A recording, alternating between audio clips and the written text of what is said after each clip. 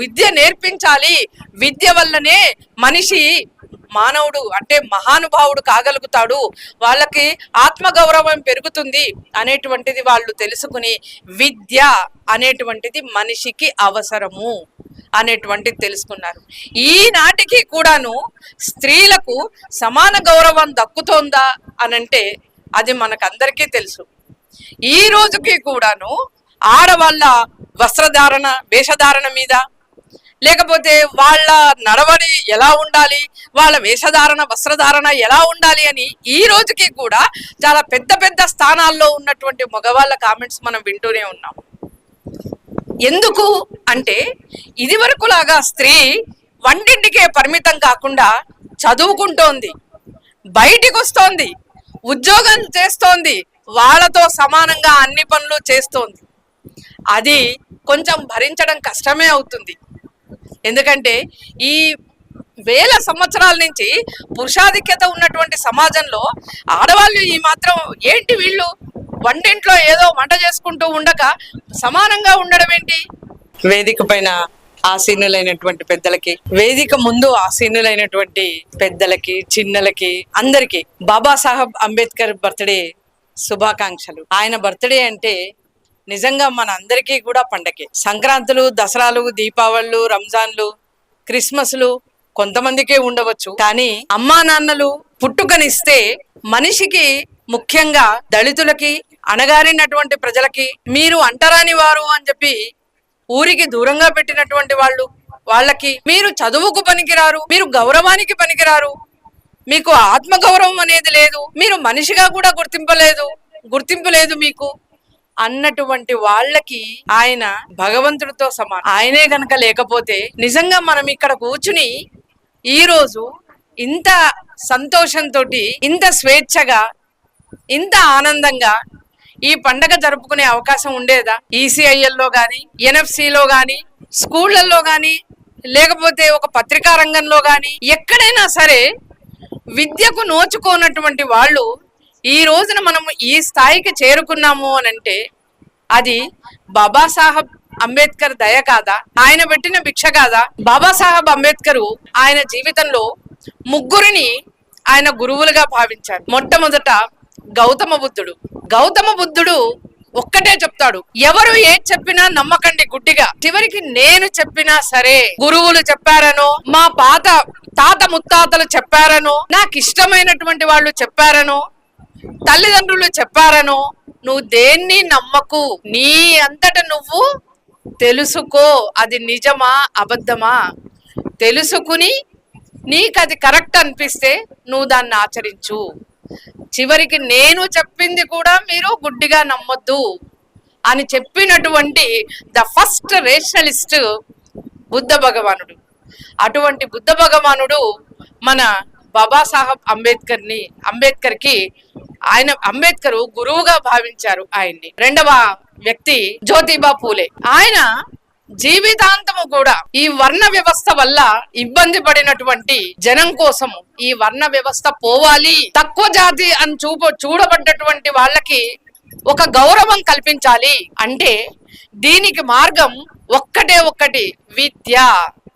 ఆ విద్య వల్లనే మనిషి ఆలోచించగలుగుతాడు, మనిషికి జ్ఞానం అనేది వస్తుంది, అతని ఆలోచనలో మార్పు వస్తుంది, దాని వల్లనే అతని ఆచరణ మారుతుంది, ఆ ఆచరణ వల్లనే అతనికి గౌరవం దక్కుతుంది.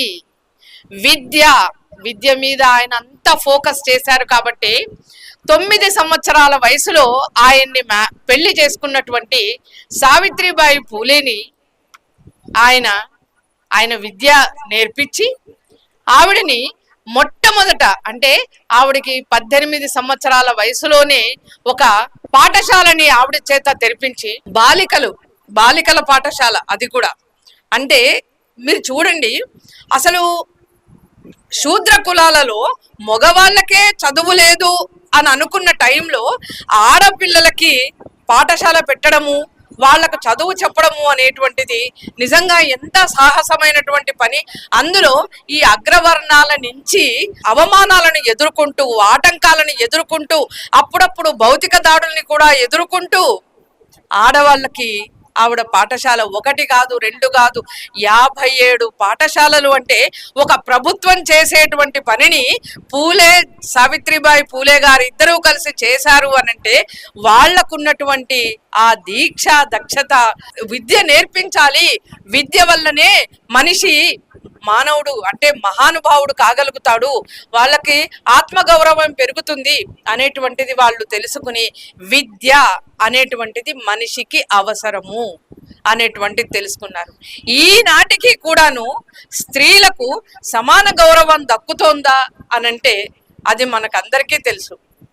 ఈ రోజుకి కూడాను ఆడవాళ్ళ వస్త్రధారణ, వేషధారణ మీద, లేకపోతే వాళ్ళ నడవడి ఎలా ఉండాలి, వాళ్ళ వేషధారణ, వస్త్రధారణ ఎలా ఉండాలి అని ఈ రోజుకి కూడా చాలా పెద్ద పెద్ద స్థానాల్లో ఉన్నటువంటి మగవాళ్ళ కామెంట్స్ మనం వింటూనే ఉన్నాం. ఎందుకు అంటే ఇది వరకులాగా స్త్రీ వంటింటికే పరిమితం కాకుండా చదువుకుంటోంది, బయటికి వస్తోంది, ఉద్యోగం చేస్తోంది, వాళ్ళతో సమానంగా అన్ని పనులు చేస్తోంది.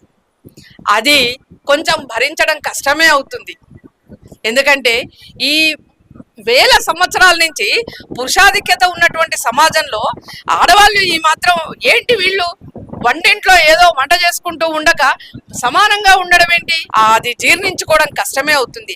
అలాంటి వాళ్ళు మాట్లాడే మాటలు అవి. అంటే ఎవరైతే స్త్రీని స్త్రీగా చూస్తారో వాళ్ళు మాట్లాడరు ఇట్లాంటివి, కానీ ఎవరైతే భరించలేరో అలాంటి వాళ్ళు మాట్లాడతారు. అంటే గౌతమ బుద్ధుడు, పూలే, కబీరు ఈ ముగ్గురిని కూడాను ఈయన గురువులుగా భావించారు అంబేద్కర్ గారు. అంబేద్కర్ గారు తన జీవితం అంతా కూడాను ఈ కుల నిర్మూలన, కులం యొక్క వివక్షకే ఆయన గురి అయ్యారు.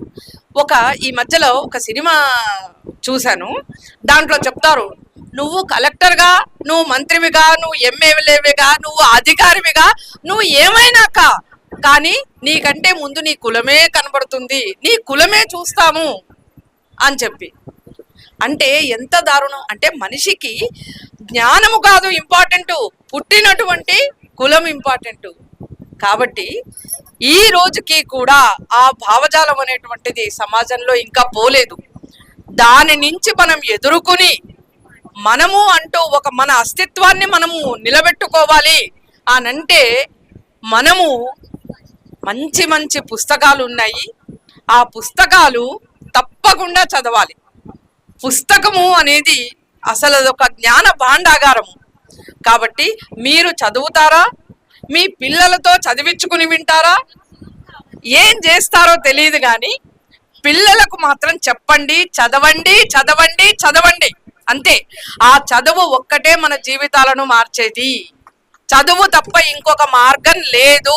మన గౌరవాన్ని మనం తెచ్చుకోవాలి, మన ఆత్మ గౌరవాన్ని మనం నిలబెట్టుకోవాలి. ఈ మారుతున్నటువంటి పరిస్థితుల్లో ఈ ప్రభుత్వం తీసుకున్నటువంటి నిర్ణయాల మధ్య మనము కూడా మనుషులము అని నిరూపించుకోవాలి అంటే చదవాల్సిందే.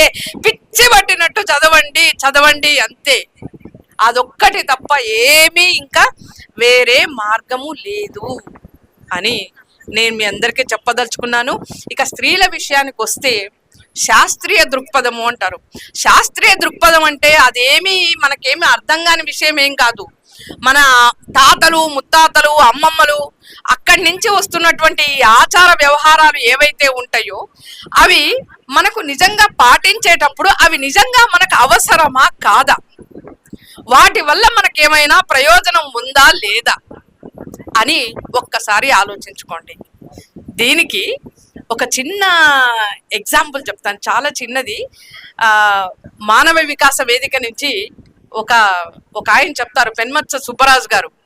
ఇప్పుడు మనుషులు చనిపోయినప్పుడు తీసుకెళ్తూ ఉంటారు కదా, తీసుకెళ్ళిన తర్వాత శ్మశానం దగ్గరికి వచ్చిన తర్వాత దింపుడు కళ్ళం అని ఒకటి ఉంటుంది.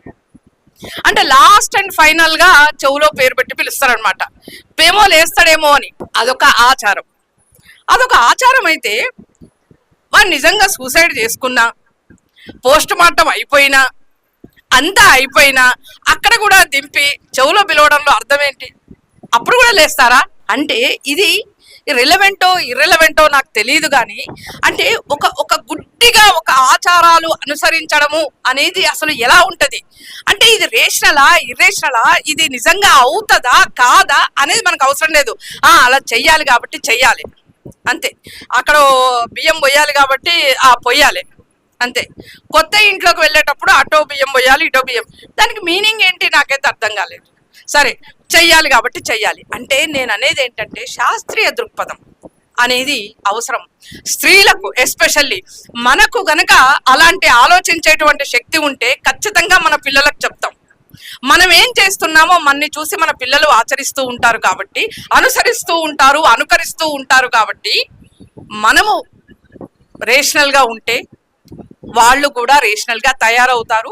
ముందు ముందు జనరేషన్స్ ని ఎలా తీర్చిదిద్దుతాము అన్నది అది మన చేతిలో ఉన్నటువంటి పని.